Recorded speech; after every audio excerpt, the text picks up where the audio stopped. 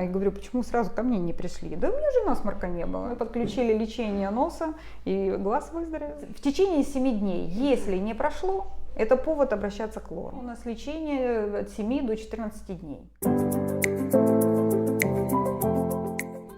Друзья, добрый день! Сегодня мы поговорим с Натальей Федоровной Олейник, врачом-отоларингологом нашей клиники.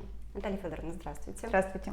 Расскажите, вот если пациента беспокоит кашель, корки в носу, вот как-то подтекает, ну вообще ощущение, что что-то пошло не так, нужно ли приходить к доктору или лучше отсидеться дома и подождать, пока все пройдет? Нет, обязательно к доктору, обязательно. И я бы действительно начинала с лора-врача, потому что нужно в этом случае исключить гайморит.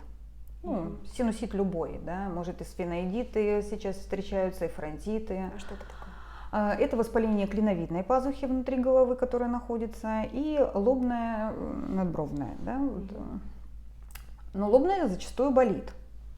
Здесь приведет пациентов быстрее. А вот просто корки долго не доходят к нам.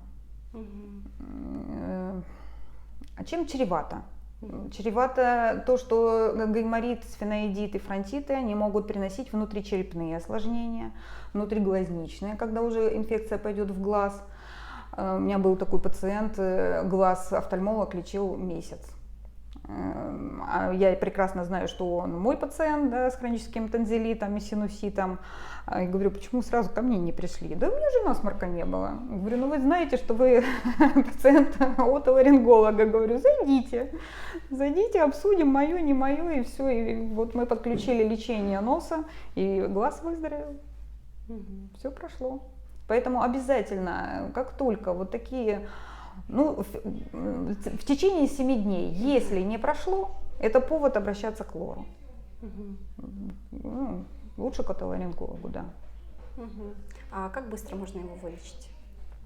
Если все будет зависеть от стадии, что там отек, либо там уже гной, и затронута одна пазуха, либо это будут уже там все пазухи. Отсюда и срок лечения. Ну, по стандартам у нас лечение от 7 до 14 дней. Нет, ну так, не сильно осложненная ситуация. Поняла. Спасибо большое. Друзья, до новых встреч. До свидания.